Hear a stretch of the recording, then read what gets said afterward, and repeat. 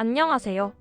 오늘은 수많은 정보와 현상 속에서 우리가 진정으로 주목해야 할 차이, 나는 이유에 대해 심층적으로 파헤쳐보는 시간을 가져볼까 합니다.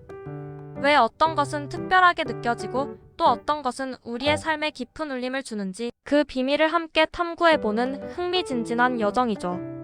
지금 바로 일상 속 작은 발견부터 거대한 트렌드까지 우리가 미처 알지 못했던 차이, 나는 이유의 세계로 함께 떠나보시죠.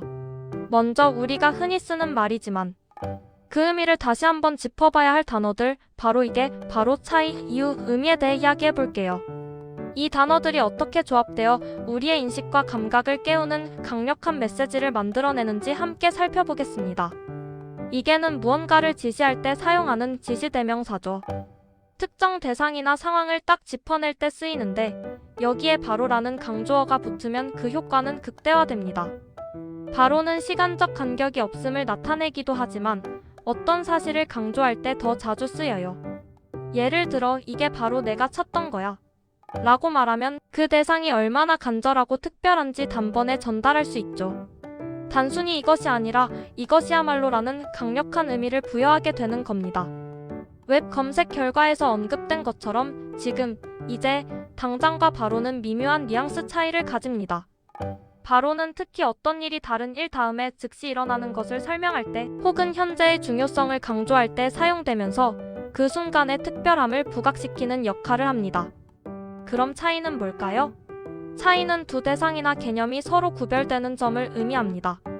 똑같지 않고 뭔가 다르다는 것을 나타내는 중요한 개념이죠. 이 차이가 바로 독특함과 특별함을 만들어내는 핵심 요소입니다. 이 구별되는 점들은 때로는 미미해 보일 수 있지만 그 작은 간극이 전체적인 결과나 인식에 엄청난 영향을 미치기도 합니다. 우리는 종종 겉보기에 비슷한 것들 사이에서도 차이를 발견하고 그 차이 때문에 완전히 다른 가치를 부여하곤 합니다. 예를 들어 두 개의 동일한 그림이라도 한 화가가 그린 원본과 복제품 사이에는 어마어마한 차이가 존재하며 그 차이는 예술적 가치와 희소성에서 오는 것이죠. 이러한 차이의 인식은 우리가 세상을 더 깊이 이해하고 사물을 비판적으로 바라보는데 필수적인 요소입니다. 그리고 이유는 어떤 결과가 발생하게 된 원인이나 까닭을 설명할 때 쓰이는 단어입니다. 우리는 항상 궁금해하잖아요. 왜? 라는 질문에 답을 찾아 나가는 과정에서 우리는 이유를 탐색합니다. 어떤 현상이 발생했을 때 그 표면적인 모습만 보는 것이 아니라 그 현상을 만들어낸 근본적인 원인을 파고드는 것이 바로 이유를 찾는 과정입니다. 예를 들어 어떤 제품이 시장에서 폭발적인 인기를 얻었다면 단순히 운이 좋아서라고 치부하기보다는 그 인기의 이유가 무엇인지, 소비자의 어떤 니즈를 충족시켰는지, 어떤 마케팅 전략이 효과적이었는지를 분석하게 됩니다. 이러한 이유 탐색은 문제 해결 능력뿐만 아니라 새로운 아이디어를 창출하고 미래를 예측하는 데에도 중요한 역할을 합니다. 마지막으로 의미는 어떤 단어나 문장, 현상 등이 나타내는 뜻이나 가치를 말합니다. 단순한 현상 뒤에 숨겨진 본질적인 가치나 목적을 파악하는 데 필요한 개념이죠. 형태소가 뜻을 가지고 있는 가장 작은 단위라는 설명처럼 모든 것에는 고유한 의미가 있습니다.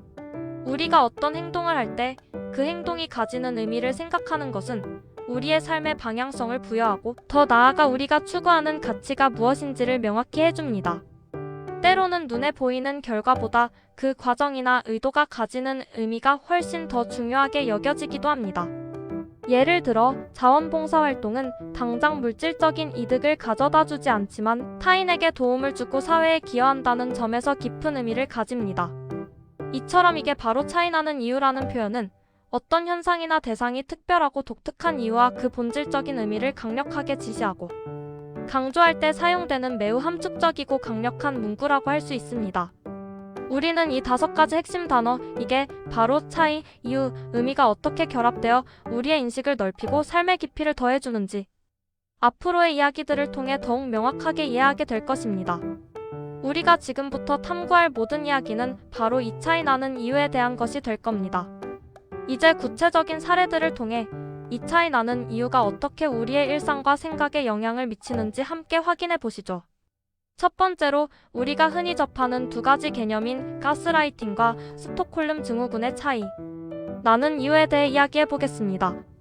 언뜻 비슷하게 느껴질 수 있지만 이 두 가지는 본질적으로 매우 다른 메커니즘을 가지고 있습니다. 웹 검색 결과에서도 언급되었듯이 나무위키의 가스라이팅 문서에서는 스톡홀름 증후군과의 차이점을 명확히 설명하고 있습니다. 가스라이팅은 가해자가 피해자의 현실인식이나 자아를 교묘하게 조작하고 왜곡하여 피해자를 무기력하게 만들고 결국 가해자에게 의존하게 만드는 심리적 지배 행위입니다. 이는 피해자가 스스로의 판단력을 잃고 자신의 감각이나 기억을 불신하게 만드는 것이 핵심이죠. 가해자는 피해자의 말을 부정하고 기억을 조작하며 때로는 피해자를 과민하거나 정신적으로 불안정한 사람으로 몰아가면서 피해자의 자존감을 서서히 갉아먹습니다. 이 과정에서 피해자는 점점 자신의 판단을 믿지 못하게 되고 가해자의 말과 행동만이 유일한 진실이라고 여기게 되는 섬뜩한 현상입니다. 즉, 외부의 의도적인 조작과 통제가 핵심인 것입니다. 가스라이팅은 매우 교묘하고 점진적으로 이루어지기 때문에 피해자 스스로가 자신이 가스라이팅을 당하고 있다는 사실을 인지하기 어렵다는 특징이 있습니다. 오히려 가해자를 자신을 이해해주는 유일한 사람으로 여기거나 자신의 부족함 때문에 이런 상황에 처했다고 자책하기도 합니다. 반면 스톡홀름 증후군은 인질이나 피해자가 자신을 위협하는 가해자에게 동조하거나 긍정적인 감정을 느끼는 현상을 말합니다. 이는 1973년 스웨덴 스톡홀름에서 발생한 은행 강도 인질극에서 유래한 용어로 극한 상황 속에서 생존 본능과 심리적 방어 기제가 복합적으로 작용하여 발생하는 것으로 알려져 있습니다. 인질이 가해자의 작은 친절에 감사함을 느끼거나 가해자가 느끼는 압박감에 공감하면서 심리적으로 동화되는 현상이죠. 피해자가 스스로 상황을 합리화하고 가해자에게 의존하려는 경향을 보이는 것이 특징입니다. 이 상황에서 피해자는 가해자를 생존을 위한 유일한 존재로 인식하게 되며 외부의 구조 시도조차도 위협으로 받아들이기도 합니다. 여기서 차이나는 이유는 바로 주체성과 발생 메커니즘에 있습니다. 가스라이팅은 가해자가 의도적으로 피해자의 주체성을 말살하고 통제하려 하지만 스톡홀름 증후군은 피해자 내부의 심리적 기제가 극한 상황에서 생존을 위해 발동하여 가해자에게 동조하게 된다는 점에서 큰 차이가 있습니다. 하나는 외부의 적극적인 조작과 심리적 학대에 의한 통제, 다른 하나는 극한 상황 속에서의 내부적 생존을 위한 방어 기제인 것이죠. 가스라이팅은 관계의 불균형을 이용한 장기적인 심리적 학대의 형태를 띠며 피해자는 자신의 정체성과 현실감을 상실하게 됩니다. 반면 스톡홀름 증후군은 생명의 위협을 느끼는 극단적인 상황에서 발생하는 일시적인 심리적 반응으로 분류될 수 있습니다. 이처럼 복잡한 심리 현상들을 명확히 구분하고 이해하는 것이 바로 건강한 사회와 관계를 만들어가는 차이, 나는 이유라고 할 수 있습니다. 이러한 지식이 우리 자신과 주변 사람들을 보호하고 더 나아가 이런 피해를 예방하는 데 얼마나 중요한지 새삼 깨닫게 됩니다. 두 번째로, 우리가 매일 사용하는 제품들 속에서 이게 바로 차이나는 이유를 찾아볼까요? 예를 들어 수많은 스마트폰 모델들 사이에서 유독 특정 브랜드의 제품이 혁신적이라는 평가를 받으며 시장을 선도하는 경우가 있습니다. 단순히 기능이 많거나 디자인이 예쁘기 때문만은 아닐 겁니다. 물론 이러한 요소들도 중요하지만 진정한 차이 나는 이유는 바로 사용자 경험 유저 익스피리언스, UX에 대한 깊은 이해와 인간 중심의 디자인 철학에서 비롯됩니다. 어떤 스마트폰은 카메라 성능이 뛰어나다고 홍보하며 수치적인 스펙을 내세우지만 실제로 사용해보면 사진을 찍는 과정 자체가 복잡하고 불편하거나 혹은 결과물이 기대에 못 미치는 경우가 많습니다. 사용자가 원하는 순간에 빠르고 직관적으로 사진을 찍기 어렵거나 찍은 사진을 편집하고 공유하는 과정이 번거롭다면 아무리 뛰어난 하드웨어를 갖췄다 해도 좋은 카메라라고 할 수 없을 것입니다. 반면 어떤 스마트폰은 이게 바로 스마트폰 카메라의 미래 라는 감탄사를 절로 자아내게 하죠. 그 차이 나는 이유는 무엇일까요? 단순히 고화소 렌즈나 최신 센서를 탑재하는 것을 넘어 사용자가 사진을 찍는 순간부터 결과물을 확인하고 공유하는 모든 과정에서 최고의 경험을 제공하기 위해 얼마나 깊이 고민했는가에 달려 있습니다. 예를 들어 한 손으로도 쉽게 조작할 수 있는 직관적인 인터페이스, 인공지능 기반으로 사용자 의도를 파악하여 자동으로 최적의 설정값을 찾아주는 기능, 혹은 찍은 사진을 전문가 수준으로 보정해주는 강력한 편집 툴, 그리고 촬영 후 바로 소셜미디어에 공유할 수 있는 끊김없는 연동 기능들까지. 이 모든 요소들이 유기적으로 그리고 매우 세심하게 결합되어 사용자에게 압도적인 만족감과 즐거움을 선사하는 것이죠. 이러한 사용자 중심의 사고는 단순히 기술적인 우위를 넘어섭니다. 그것은 기술이 인간을 위해 존재한다는 철학이 제품에 고스란히 담겨 있는 결과이며, 수많은 경쟁 제품들 속에서 차이나는 이유를 만들어내고 결국 소비자의 마음을 단번에 사로잡는 결정적인 요인이 되는 겁니다. 단순히 스펙을 나열하고 최고 사양의 부품을 탑재하는 것을 넘어 어떻게 하면 사용자가 더 쉽고 즐겁고 편리하게 이 제품을 사용할 수 있을까? 라는 질문에 대한 끊임없는 탐구와 창의적인 해법. 모색이 바로 혁신적인 제품을 탄생시키는 근본적인 이유인 셈입니다. 이러한 차이는 소비자들이 특정 브랜드를 충성스럽게 지지하게 만들고 시장에서 독보적인 위치를 차지하게 하는 강력한 힘이 됩니다. 세 번째로, 우리가 사랑하는 K-팝 아티스트들의 차이 나는 이유에 대해 이야기해 보겠습니다. 전 세계를 무대로 활약하는 수많은 K-팝 그룹들 중에서도 유독 넘사벽이라는 평가를 받으며 글로벌 팬들의 마음을 사로잡는 그룹들이 있습니다. 이들의 차이 나는 이유는 무엇일까요? 단순히 뛰어난 가창력이나 화려하고 파워풀한 퍼포먼스 때문만은 아닐 겁니다.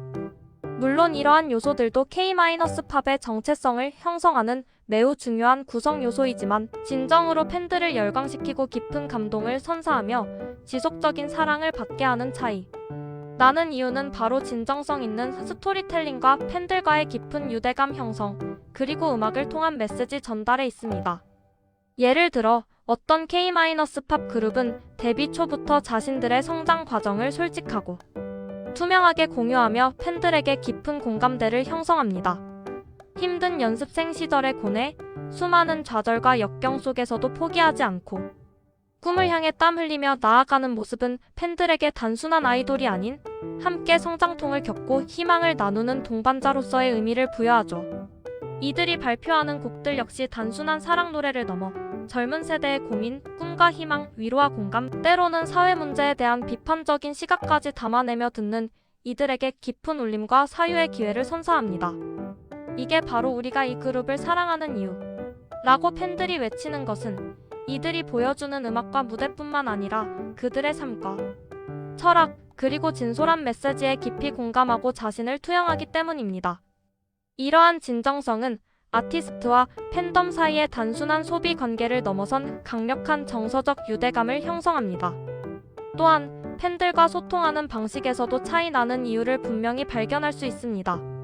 단순히 팬미팅이나 콘서트에서 일방적으로 무대를 선보이는 것을 넘어 다양한 온라인 플랫폼, 소셜미디어, 라이브 방송, 팬 커뮤니티 등을 통해 팬들의 의견에 귀 기울이고 그들의 피드백을 적극적으로 수용하며, 때로는 팬들이 직접 콘텐츠 제작이나 기획에 참여할 수 있는 기회를 제공하기도 합니다.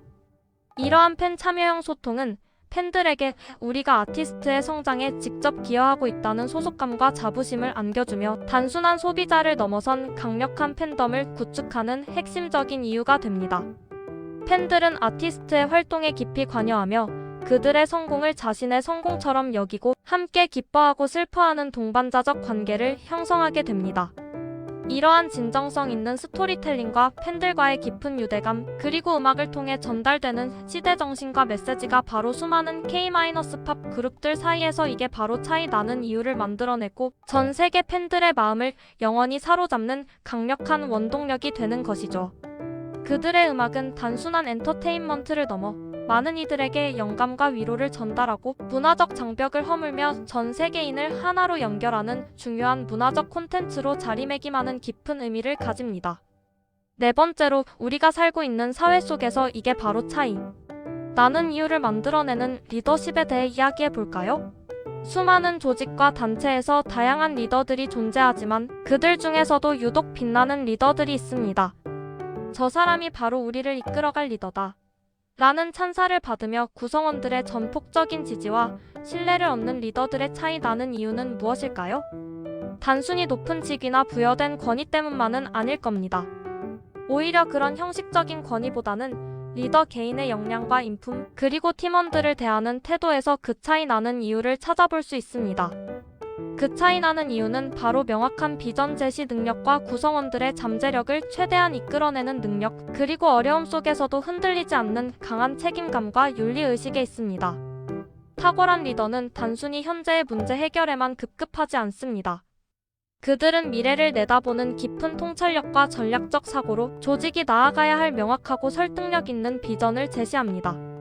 이 비전은 단순히 리더 한 사람의 꿈이 아니라 모든 구성원이 공감하고 함께 달성하고 싶은 공동의 목표가 됩니다. 리더는 우리가 왜 이 일을 해야 하는가에 대한 분명한 이유와 의미를 제시하며 모든 구성원이 한 방향을 바라보고 열정적으로 참여하도록 강력한 동기를 부여합니다. 이러한 비전은 구성원들에게 목적의식을 심어주고 어려운 상황 속에서도 포기하지 않고 나아갈 수 있는 길잡이 역할을 합니다.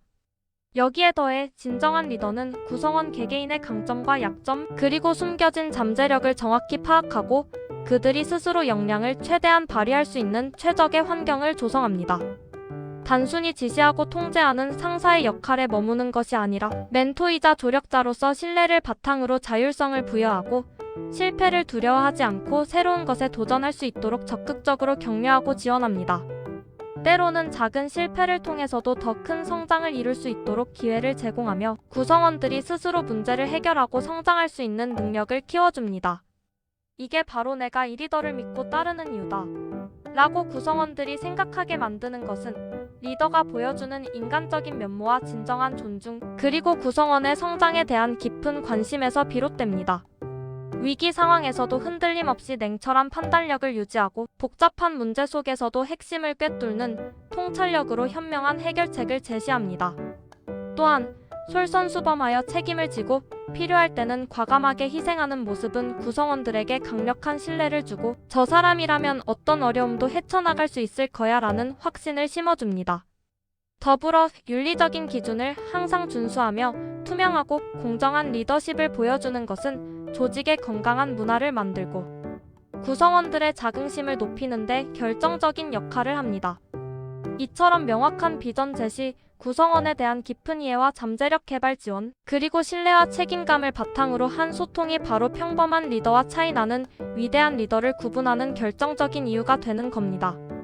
그들의 리더십은 단순히 조직의 단기적인 성과를 넘어 구성원들의 개인적인 성장과 삶의 만족도에도 긍정적인 영향을 미치며 더 나아가 사회 전체의 발전에도 중요한 의미를 부여합니다.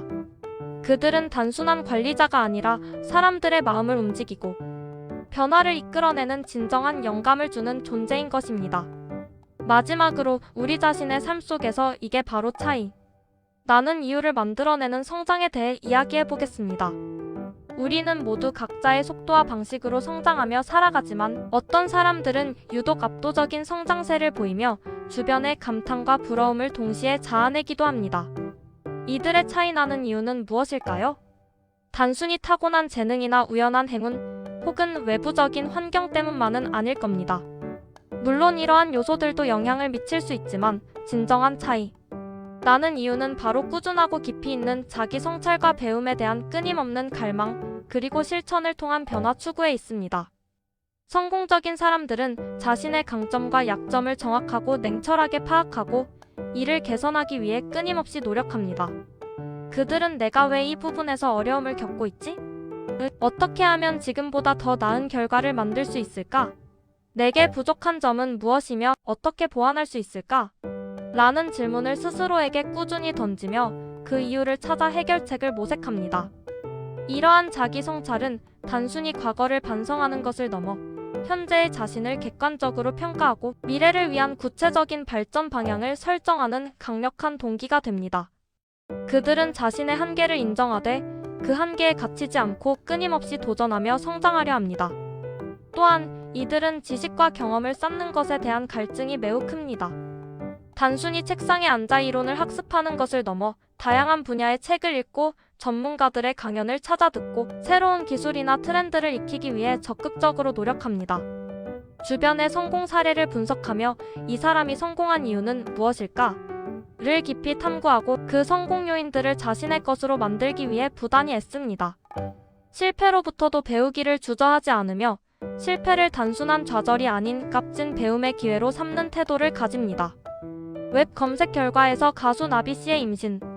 성공 스토리가 단순히 개인적인 경사를 넘어 많은 예비 엄마들과 난임을 겪고 있는 부부들에게 긍정적인 메시지와 희망을 준 것처럼 꾸준한 자기 관리와 노력이 만들어낸 결과는 다른 사람들에게도 큰 영감과 동기를 부여합니다. 난소 나이 24세 남편의 정자수 3억 마리라는 구체적인 결과는 건강하고 꾸준한 노력의 가치를 명확히 보여주는 예시이죠. 이는 단지 타고난 건강이 아니라 의식적인 노력과 관리가 만들어낸 차이이며 이러한 노력이 얼마나 큰 의미를 가질 수 있는지를 증명합니다. 나비 씨의 사례는 노력하면 꿈을 이룰 수 있다는 강력한 메시지를 전달하며 많은 사람들에게 희망의 상징이 되었습니다.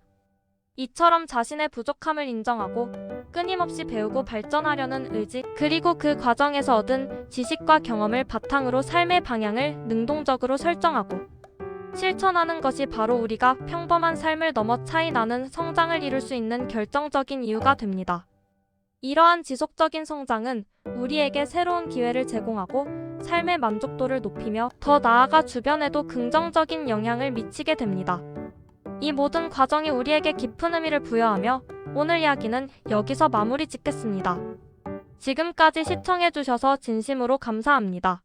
다음 시간에도 더욱 흥미로운 주제로 찾아뵙겠습니다.